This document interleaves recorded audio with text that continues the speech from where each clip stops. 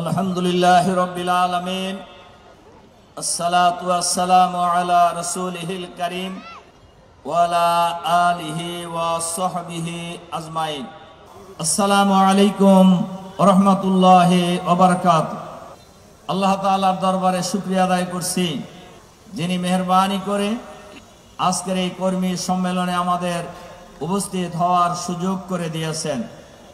আমরা দীর্ঘ 16 বছর এইভাবে মাঠে কোনো প্রোগ্রাম করতে পারি নাই।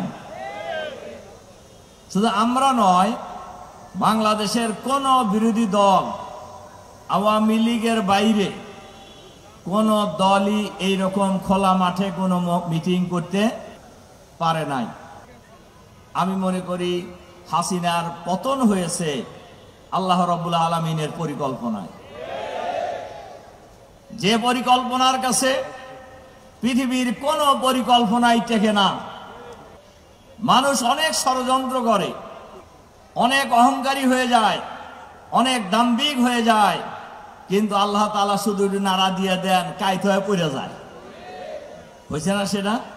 প্রথম কয়েকটা বিষয় আমি কথা বলবো। 1 নাম্বার বলবো, জামাত কি করতে চায় এই বাংলাদেশে, জামাতের বিরোধিতা কেন করে অনেকেই, আর হাসিনা বাংলাদেশের ক্ষমতায় এসে জামাত নির্মূলের পরিকল্পনা কেন গ্রহণ করলেন, হাসিনা ক্ষমতায় এসে দেশপ্রেমিক সেনাবাহিনীর সব দক্ষ কর্মকর্তাদেরকে কেন হত্যা করার মিশন নিলেন, কেন তারা আলেম ওলামাদেরকে হত্যা করার পরিকল্পনা করলেন।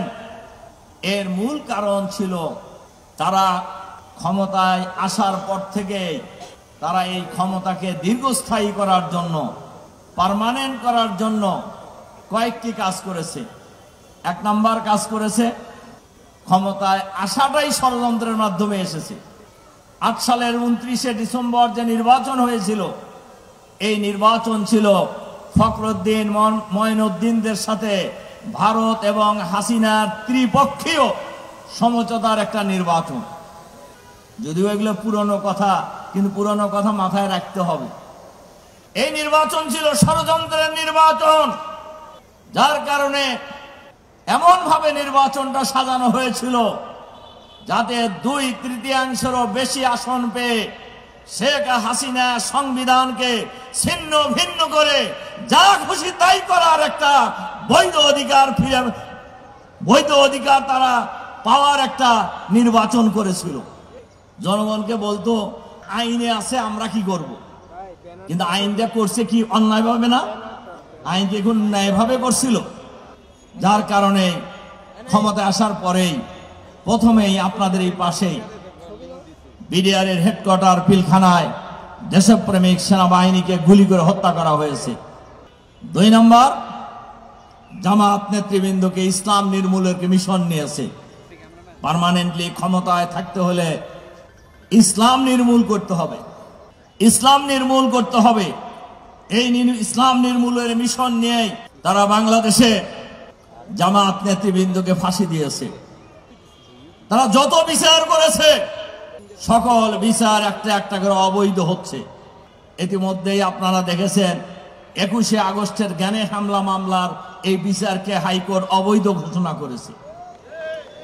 আরো বহু মামলা থেকে বিরোধী দলের নেতা কর্মীদেরকে অব্যাহতি দেওয়া হচ্ছে। তার মানে এই মামলাগুলি করা হয়েছিল অবৈধভাবে, কিন্তু ষড়যন্ত্রকারীরা যে ষড়যন্ত্র করে সেই ষড়যন্ত্রের ফাঁদে কিন্তু তাদেরকেই পড়তে হয়। যে ট্রাইব্যুনালে জামাত ইসলামীর আমির, বিশ্ব রাজনীতির অন্যতম প্রাণ পুরুষ শহীদ মাওলানা মতিউর রহমান নিজামীকে হত্যা করা হয়েছে, আলী আহসান মোহাম্মদ মুজাহিদকে ফাঁসি দেওয়া হয়েছে, শহীদ কামারুজ্জামানকে হত্যা করা হয়েছে, শহীদ আব্দুল কাদের মোল্লাকে হত্যা করা হয়েছে, সেই ট্রাইব্যুনালেই শেখ হাসিনা সহ আওয়ামী লীগের নেতাদের বিরুদ্ধে গ্রেপ্তারি পরোয়ানা জারি হয়েছে। ইতিমধ্যেই গ্রেপ্তার হয়েছে অনেকেই। আমরা অন্তর্বর্তীকালীন সরকারের কাছে আহ্বান জানাবো, শেখ হাসিনা ভারতে বসে লম্ফ জম্ফ করছেন, এই মহিলাকে গ্রেপ্তার করুন, ধরে এনে এই ট্রাইব্যুনালে বিচারের মাধ্যমে ফাঁসি কার্যকর করতে হবে। ইতিমধ্যেই শেখ হাসিনা সহ আওয়ামী লীগের নেতাদের বিরুদ্ধে বিচার শুরু হয়ে গেছে ওই ট্রাইব্যুনালে। কাজেই অহংকার কোনো সময় কারোর জন্যই ভালো ফল দেয় না, বাড়াবাড়ি কোনো সময় কারোর জন্য কল্যাণকর হয় না, দাম্ভিকতাকে আল্লাহ তাআলা ভালোবাসেন না। একজন বিচারপতি, নাম শুনছেন আপনারা নিশ্চয়ই, আমি ওর নামই নেই না কোনো জায়গায়, সে সাইদি সাহেবকে ফাঁসি দিয়ে এসে আস্ফালন করে টকশোতে, অ্যাপিলেট ডিভিশনের কোন বিচারপতি টকশোতে যায় দৈনিক, এটা দুনিয়ার ইতিহাসে কোথাও দেখছেন আপনারা, শুনছেন? কিন্তু এই ভদ্রলোক আসতেন, সাইদি সাহেবকে ফাঁসি দিয়ে এসে বলতেন আজকে সাইদি সাহেবকে ফাঁসি দিচ্ছি, কি বাহাদুরের কাজ করে এসে আজকে নিজামী সাহেবকে ফাঁসি দিছি, এটা বলতেন।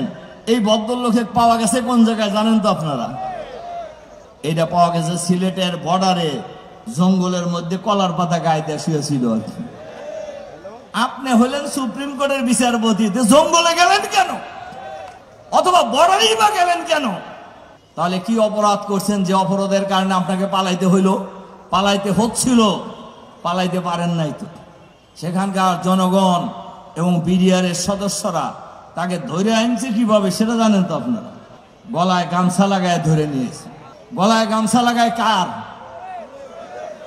জোরে বলেন, গলায় গামছা লাগায় কার এই সমাজে? এটাও বড় চোরের না, ছেঁচড়া চোর যেগুলি, ওইগুলোর গলায় গামছা লাগায়। কাজেই বাড়াবাড়ি কোন জিনিসই ভালো নয়। শাপলা চত্বরে হেফাজতের আলেমদের উপর অত্যাচার করে শত শত আলেমকে হত্যা করা হয়েছে। জুলাই আগস্ট বিপ্লবের যারা নায়ক, বাংলাদেশের ছাত্র সমাজ, বাংলাদেশের রিক্সাওয়ালা, ঠেলাওয়ালা, কৃষক, শ্রমিক, মেহনতি মানুষ, শিক্ষক, কর্মচারী, ছাত্র ছাত্রী, বাংলাদেশের 18 কোটি মানুষ, এই ফ্যাসিবাদের সাথে জড়িত গুটি কয়েক এই দুষ্কৃতী ছাকারি ছাড়া বাংলাদেশের সমস্ত মানুষ এই আন্দোলনে ঐক্যবদ্ধ হয়ে রাজপথে নেমেছিল। সেই মিছিলে police, BDR, RAB, Chhatra League, Awami League, গুন্ডালীগ, হেলমেট লীগ ঐক্যবদ্ধভাবে আক্রমণ চালিয়ে গুলি করে মানুষকে পাখির মতো হত্যা করে ক্ষমতায় থাকার ষড়যন্ত্র করেছিল বাংলার ছাত্র জনতা। তাদের সেই ষড়যন্ত্র বাংলার মাটিতে বাস্তবায়িত হতে দেয়নি। জীবন দিয়েছে, ব্যানার বুলেটের গুলি বুকে নিয়ে অন্যায়ের বিরুদ্ধে, ভারতের সেবা দেশের বিরুদ্ধে, ফ্যাসিবাদের বিরুদ্ধে ঐক্যবদ্ধ প্রতিরোধ করে তুলেছে। পুলিশের ব্যারিকেড, আর্মির ব্যারিকেড, কার্ফু ভঙ্গ করে এই আন্দোলনকে সফল করেছে। হাসিনা পালিয়ে গিয়েছে, হাসিনা আর বাংলাদেশে আসবে না ইনশাআল্লাহ। আসলে গলায় দড়ি লাগায় আনা হবে। আপনারা কেউ কেউ স্বপ্ন দেখতেছেন, এই স্বপ্ন বাংলাদেশে আর বাস্তবায়িত হবে না। এই উকিঝুঁকি মারার ক্ষেত্রে তারা বিভিন্ন ব্যানার ইউজ করতেছে। বাংলাদেশ একটা ছোট্ট দেশ, এই দেশে কে কি করে এটা মানুষ জানে না। বলেন জানে কি না? কে ইসকন করেন, কে হিন্দু, কে মুসলমান, কে আওয়ামী লীগ, কেউ জামাত, কে বিএনপি, কে অন্য দল করে, সবাই সবাইকে চেনে না? কি বলেন, চেনে কি না? এখানে নানান ব্যানারে কাজ করে। তাদেরকে আমি বলি, আপনাদের নেত্রী আর আসবে না। কেন আসবে না? পালানো নেত্রী আবার আসবে সেই আশায় আছেন। ওনার হাতে ছিল পুলিশ, বিডিআর, র্যাব, সেনাবাহিনী, ছাত্রলীগ, গুন্ডালীগ, হেলমেট লীগ, যত লীগ আছে সব ছিল কিনা বলেন? এরপরে পালায়া গেছে। এখন ওনার হাতে কি আছে বলেন তো দেখি, কি আছে? একজন পাগলও মনে করে। আর আপনারা যারা উকিঝুঁকি মারতেছেন, আপনাদেরকে বলবো উকিঝুঁকি মারা বন্ধ করেন। উকিঝুঁকি যারাই মারবেন তারাই বিপদে পড়বেন, তারাই বিপদে পড়বেন। যে দেশের মানুষ ফ্যাসিবাদের বিরুদ্ধে, অন্যায়ের বিরুদ্ধে জীবন দিতে জানে, সেই জাতিকে কোনোদিন পদানত করা যাবে না। আর শেখ হাসিনাও বাংলাদেশে আর নরমালি আসতে পারবে না। আসতে হলে আসামি হয়ে আসতে হবে। আসামি তো হয়েছেই। সম্মানিত ভাই এবং বন্ধুগণ, যারা উকিঝুঁকি মারেন, নড়াচড়া করেন বিভিন্ন নামে, তারা যদি সরকারে থেকেও, সচিবালয়ে, বিভিন্ন মন্ত্রণালয়ে থেকেও উকিঝুঁকি মারার চেষ্টা করেন, আপনাদেরকে কিন্তু আমরা চিনি। আমরা অন্তর্বর্তীকালীন সরকারের কাছে আহ্বান জানাবো, সরকারের ভিতরে, প্রশাসনে ফ্যাসিবাদের দোসর যারা এখনো আছে, আমরা তাদেরকে চিনি, বাংলার মানুষ তাদেরকে চেনে। যদি তারা উকিঝুঁকি মারার চেষ্টা করেন, আমরা সরকারের কাছে আহ্বান জানাবো, ফ্যাসিবাদের এই দোসরদেরকে চিহ্নিত করে অবিলম্বে বিচারের আওতায় নিয়ে আসুন, গ্রেপ্তার করুন, ওই সমস্ত জায়গা থেকে অপসারণ করুন। সৎ, দক্ষ, যোগ্য ব্যক্তিদেরকে ওই গুরুত্বপূর্ণ জায়গাগুলিতে বসিয়ে রাষ্ট্রকে সুষ্ঠুভাবে চালানোর পরিবেশ করুন। এইটা যদি না করে আপনারাও যদি সরকারের ভিতরে থেকে, সরকারের ভিতরে ফ্যাসিবাদের দোসরদেরকে লালন করার চেষ্টা কেউ কেউ করার চেষ্টা করছেন, আমরা জানি। আমরা ডক্টর ইউনূস সাহেবকে ধন্যবাদ জানাই। উনি গোটা জাতিকে ঐক্যবদ্ধ করেছেন ফ্যাসিবাদের বিরুদ্ধে। আমাদের প্রতিবেশীদের লম্প জম্বর বিরুদ্ধে গোটা জাতি আজ ঐক্যবদ্ধ। দল মত, জাতি, ধর্ম, বর্ণ, হিন্দু, মুসলিম, সকল মানুষ, ডান বাম, সকল মানুষ আজ এই ফ্যাসিবাদের দোসরদের বিরুদ্ধে, ফ্যাসিবাদের বিরুদ্ধে, ফ্যাসিবাদকে দেশে বিদেশে যারা লালন পালন করছেন তাদের বিরুদ্ধেও আজকে ঐক্যবদ্ধ হয়েছে। সুতরাং আমরা সরকারের কাছে আহ্বান জানাবো, এদের বিরুদ্ধে ব্যবস্থা গ্রহণ করতে এক মিনিটও বিলম্ব করবেন না। দুই, আমরা সরকারের কাছে আহ্বান জানাবো, আপনারা মনে রাখবেন, আপনারা ক্ষমতায় আসেন নাই, আপনাদেরকে ছাত্র জনতার পক্ষ থেকে ক্ষমতায় বসানো হয়েছে।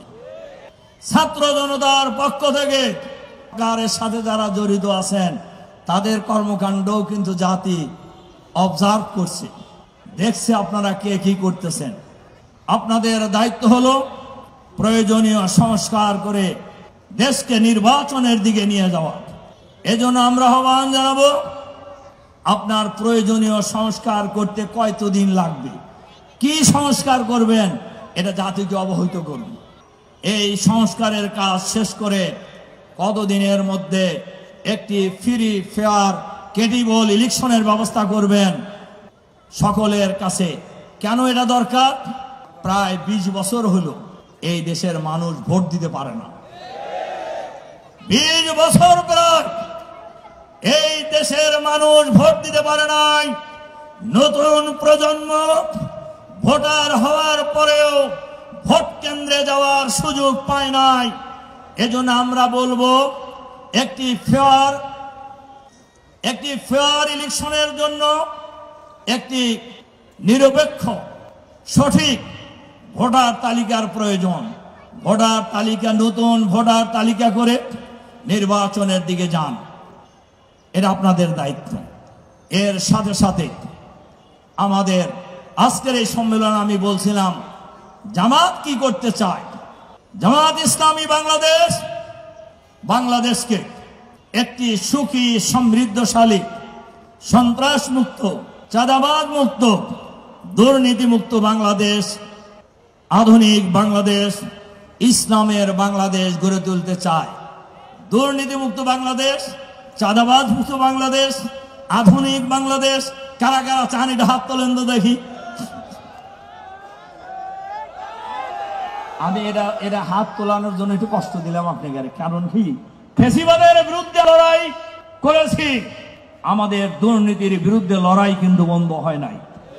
আমাদের চাঁদাবাজের বিরুদ্ধে আমাদের লড়াই কিন্তু বন্ধ হয় নাই। দখলবাজের বিরুদ্ধেও আমাদের লড়াই বন্ধ হয় নাই। এই লড়াই সফল করার জন্য জামাত ইসলামী বাংলাদেশে একদল সৎ, দক্ষ, যোগ্য, সন্ত্রাসমুক্ত, দুর্নীতিমুক্ত, চাঁদাবাজ মুক্ত লোক তৈরি করার চেষ্টা করছে। সেই লোক আপনারা। সেই লোক কারা? সেই লোক আপনারা। সুতরাং জামাতের সাথে আমরা যারা সম্পৃক্ত হয়েছি, আমাদের সকলেরই দায়িত্ব হলো আমাদের নিজেদেরকে সৎ, দক্ষ, যোগ্য করে আগামী দিনে সমাজের নেতৃত্বের জন্য প্রস্তুত করা।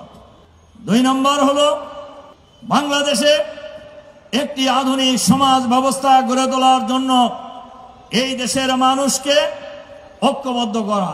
বিশেষ করে আজকে যে হাজার হাজার কর্মী শুধু আজকের এই মাঠ ভর্তি সমাবেশে সম্মেলনে যোগদান করেছেন, তাদের কাছে আহ্বান হলো লালবাগ অঞ্চলের সকল মানুষের কাছে, সকল নারী পুরুষের কাছে, সকল ভাই বোনদের কাছে ইসলামের সঠিক পূর্ণাঙ্গ দাওয়াত, সন্ত্রাস মুক্ত আধুনিক বাংলাদেশ গড়ে তোলার দাওয়াত এই এলাকার ঘরে ঘরে পৌঁছে দেওয়ার জন্য আজকের এই কর্মী সম্মেলন থেকে আমাদেরকে সিদ্ধান্ত নিয়ে আমাদেরকে ঘরে ফিরতে হবে।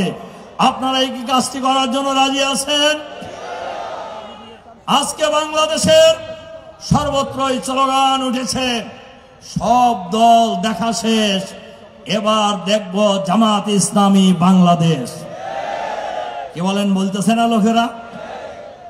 তখন আবার কেউ কেউ বলতেছে যে জামাত যদি ক্ষমতায় যায় তাহলে 2টি প্রশ্ন মানুষের মুখে মুখে আসে। 1 নাম্বার হলো মহিলাদের কি হবে? আমরা বলি মহিলাদের কিছুই হবে না। তার কারণ মহিলারা পড়ালেখা করতে পারবে জামাত ক্ষমতায় গেলে, স্কুল থাকবে, কলেজ থাকবে, বিশ্ববিদ্যালয় থাকবে, মাদ্রাসা থাকবে, বিসিএস থাকবে, ব্যাংক থাকবে, সব জায়গায় মহিলারা কাজ করার সুযোগ পাবে। মহিলাদের জন্য যদি আলাদা ব্যবস্থা করে দেওয়া যায়, মহিলারা খুশি হবে না বেজার হবে? ছাত্রীদের জন্য যদি আলাদা বিশ্ববিদ্যালয় করে দেওয়া যায়, ছাত্রীরা খুশি হবে না বেজার হবে? খুশি হবে, সবাই খুশি হবে। আর একটা প্রশ্ন লোকেরা করে আমাদেরকে যে অমুসলিমদের কি হবে? যেহেতু বাংলাদেশে তো অমুসলিম আছে, সংখ্যা একেবারে কম নয়, 9-10% অমুসলিম আছে, তাদের কি হবে? আমরা বলি জামাত যদি ক্ষমতায় যায় সবচাইতে বেশি সুবিধা পাবে অমুসলিমরা। নাগরিক হিসাবে একজন অমুসলিম, একজন মুসলমান যা নাগরিক অধিকার পাবে, একজন অমুসলিমও সকল অধিকার পাবে। কারণ মুসলমান ট্যাক্স দেয়, অমুসলমানরা ট্যাক্স দেয় না। মুসলমান খাজনা দেয়, অমুসলিমরা খাজনা দেয় না। তাহলে আপনার তার নাগরিক অধিকার পাওয়া উচিত কিনা বলেন? ইসলাম সকল অধিকার তাকে দেবে। 2, একজন মুসলমান তার যে ধর্মীয় অধিকার পাবে, ইসলামী রাষ্ট্র চালু হলে, জামাত ক্ষমতায় গেলে অমুসলিমদের সকল ধর্মীয় অনুষ্ঠান পালনের সবচাইতে বেশি অধিকার পাবে, তারা সকল স্বাধীনতা পাবে। রাষ্ট্রীয় এবারের গণ অভ্যুত্থানের পরে জামাত শিবিরের লোকেরা সারা বাংলাদেশে অমুসলিমদের মন্দির পাহারা দিয়েছে, বাড়িঘর পাহারা দিয়েছে, ব্যবসা প্রতিষ্ঠান পাহারা দিয়েছে। জামাত ক্ষমতায় গেলে এই পাহারাদারির দায়িত্ব পালন করবে সরকার, ইসলামী রাষ্ট্র। তাহলে দলের চাইতে রাষ্ট্র যদি করে লাভ বেশি না কম? তাহলে রাষ্ট্র সেই ব্যবস্থা গ্রহণ করবে। সুতরাং ইসলামী রাষ্ট্র প্রতিষ্ঠা হলে কয়েক শ্রেণীর লোকের অসুবিধা, যারা সাদাবাজ, এইটার কোনো চান্স থাকবে না, মাস্তানি করার কোনো সুযোগ থাকবে না, দখলবাজি করার কোনো সুযোগ থাকবে না।